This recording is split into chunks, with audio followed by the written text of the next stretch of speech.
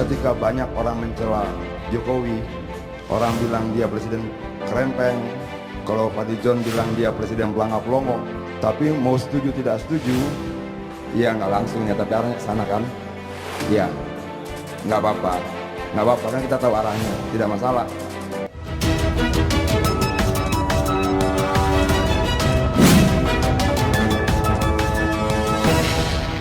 Jokowi itu buat saya adalah salah satu pemimpin Indonesia yang pantas menyandang gelar presiden. Saat menyandang tugasnya sebagai pemimpin negara, walaupun tegas, tapi dia nggak otoriter, nggak kepingin memperkaya diri atau keturunannya dengan memonopoli proyek-proyek negara dan nggak baperan.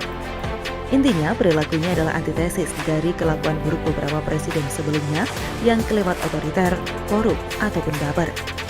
Saat dia dihina dengan meme recehan mahasiswa gagal BEM UI yang namanya nggak penting banget saya sebut di sini, dia kalem saja. Buat dia itu cuma desa angin yang berlalu. Receh, nggak percaya? Lihat saja komentar Jokowi di video ini. Itu kan sudah sejak lama ya. Dulu ada yang bilang saya ini kelemar-kelemar, ada yang bilang juga saya itu pelongo-pelongo. Kemudian ganti lagi, ada yang bilang saya ini otoriter. Kemudian ada juga yang ngomong saya ini bebek lumpuh. Baru-baru ini ada yang ngomong saya ini bapak bipang. Dan terakhir ada yang menyampaikan mengenai the king of lip service.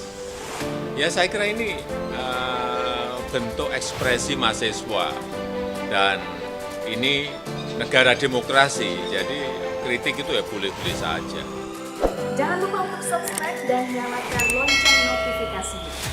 Begitu tenang, kalem, so business-like. Dari yang saya tangkap, makna kata-kata Jokowi itu kira-kira begini. Kalau ada yang nyinyir sama saya, itu sudah basi. Dan anak-anak mahasiswa itu nggak perlu dilarang. Kalau mereka mau main politik-politikan, biarin aja. Saat ini ada yang lebih penting buat diurusin, yaitu kita fokus sama-sama menghadapi pandemi ini. Oh, anti klimaks abis bukan? Artinya, di mata seorang Jokowi, tingkah caper para BEM yang pengen berpolitik praktis ini receh, nggak menggigit, nggak nendang, nggak ada rasanya sama sekali.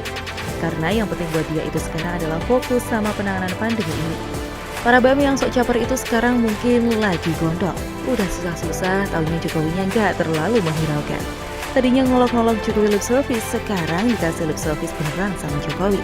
Niat mau sok keren biar dikagumi sama cewek-cewek kampus, gagal total. Batal deh cari banyak pacar buat poligami nanti kalau udah jadi politikus korup di PKS. Memang enak. Di mata saya, ulah BEM berbagai universitas ini receh. Gagal menghadirkan sesuatu yang benar-benar esensial. Mereka itu cuma lagi lomba cari muka biar bisa kelihatan eksis, biar bisa dapat julukan agen perubahan. Saya yakin ini pasti karena mereka nggak puas dengan hidupnya yang gagal baik sebagai mahasiswa maupun sebagai manusia. Makanya mereka mati-matian mencari sesuatu biar namanya benar. Jadilah mereka terjebak romantisme 98.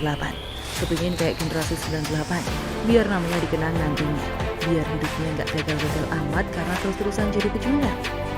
Tapi sekarang, apa isu yang mau dimainkan? Rezim Jokowi nggak zolim. Kalaupun kemarin dari para mahasiswa ini ada yang ditangkap pas demo, itu juga karena kegoblokannya sendiri bukan? Siapa suruh sok-sokan nantangin polisi, merusuh, atau vandalisme? Hasilnya banyak dari masyarakat yang malah nggak simpati, boro-boro mau mendukung mereka. Beda sama gerakan mahasiswa 98 dulu yang didukung banyak rakyat Indonesia.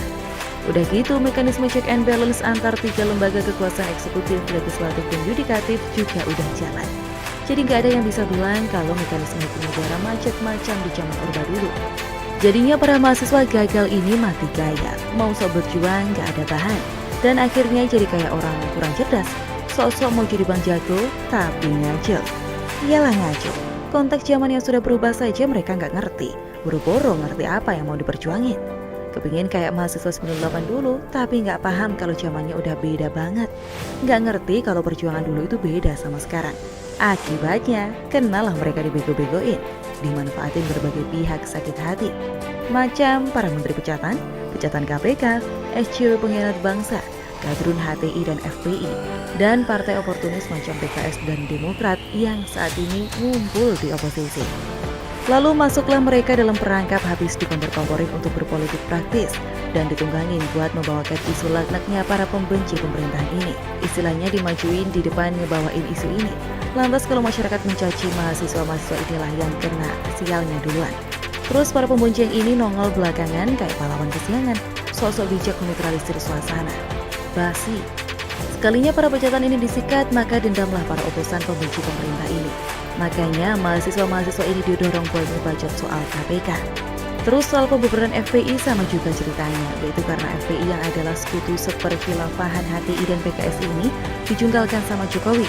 Soal UU ITE ya tahu aja sendiri, dari kemarin udah banyak dari kadrun oposisi, SJW Koplak dan para pengasut ini yang kena tajamnya pedang UU ITE. Kalau soal UU Omnibus Law Cipta Kerja masa masih perlu saya terangin? Lihat saja sendiri partai mana yang kemarin cari muka main drama saat pengambilan suara buat pengesahan. Lagian kalau dipikir apa sih juntrungannya para mahasiswa gagal ini ngeributin UU Cipta Kerja? Pas lulus juga paling-paling mereka jadi politikus koruptor, gak bakal pusing soal nyari kerja. Kesimpulannya semua isu ini titipan dan semua mahasiswa ini ditunggangi. Gak heran lah, toh menyusupnya HTI dan PKS ke kalangan mahasiswa itu bukan rahasia baru. UI itu saja bisa dibilang udah jadi sarangnya kadrun, belum lagi universitas-universitas negeri lainnya. Maka wajar aja kalau gayanya udah niru-niru PKS, sok-sok mengkritik tapi caranya ngaco. Belum apa-apa udah nuduh atau ngasih cap terus sebagai pembenaran, argumennya dicari-cari alias mengada-ngada. Jadi bukti apa lagi yang kau mau dustakan, bro? Yang jelas banyak bukti mengindikasikan kalau para BEM ini ditunggangi buat berpolitik praktis oleh para pembenci pemerintah. Siapa-siapa saja para pembonceng ini, para pejabat KPK, para SJW, para kadrun, ormas-ormas terlarang macam HTI dan FPI, dan para politikus oposan. Identitas mereka semua terlihat jelas dari isu-isu yang mereka mainkan. Tapinya sekarang mereka mental semua. Taunya Jokowi nyantai-nyantai saja. Biarkan saja anak-anak kecil itu main politik-politikan, kata Jokowi. Tapi saat ini mending kita fokus menghadapi pandemi dulu. Yang sudah nafsu mau menunggangi isu pembungkaman langsung balik kanan bubar jalan, selesai semua. Sekali disikat Jokowi, para pecundang ini mental semua. Ada ide tentang Ratu Adil dan sebagainya. Orang-orang yang datang menyelesaikan masalah. Karena itu kadang-kadang kita memang nggak siap menerima orang kayak Pak Jokowi. Karena kok tampangnya itu nggak kuat gitu loh. Ya tampangnya tidak kuat, tapi tampang Jokowi itu ya memang demokrasi itu begitu, milihnya yang kayak begitu-begitu gitu loh. Nah, dari 17 April sampai Oktober itu nanti Pak Jokowi namanya lincah presiden bebek lumpuh. Tidak boleh mengganti ini, ganti tidak boleh.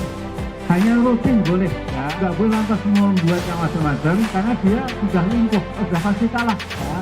Kalau nekat nanti malah bahaya.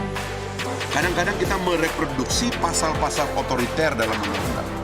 Makanya saya mengkritik Pak Jokowi. Pak Jokowi memang by individual tidak kelihatan otoriter. Tapi dia mulai dirayu, mungkin dia bukan ya. Dia dirayu untuk mereproduksi pasal-pasal otoriter dalam undang-undang.